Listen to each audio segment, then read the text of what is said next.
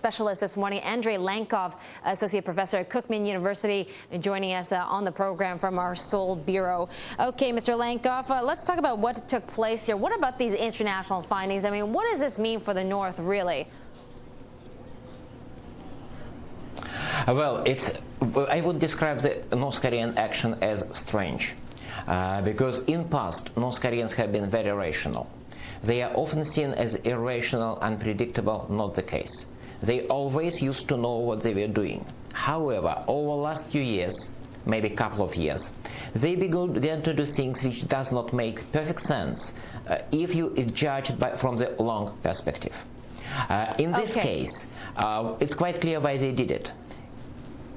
Why did they do it? Is this a provocation of war? No, of course. Why? They don't want any war. And all this statement that they reply with war is just pure bluff. They know they're not going to win. No. And they don't want the war. The last thing they want is a war. And it was not really probably even a provocation. Obviously, they wanted a revenge, because over the last few years there have been naval clashes in that area, and North Korean naval forces always were defeated. So obviously the North Korean admirals pushed the North Korean government asking for permission. Let's show South Koreans that we still can inflict some damage on their naval forces. And they got it. They did it. But in the long run, it's essentially very counterproductive, because North Korea, to a very large extent, depends on South Korean aid.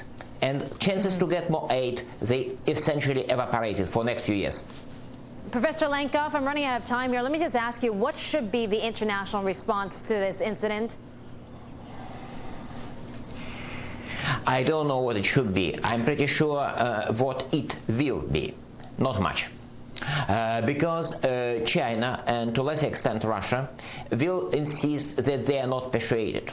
I'm pretty sure that even if you show to the Chinese a footage of North Korean submarine attacking South Korean vessel, they will still tell that they don't believe it.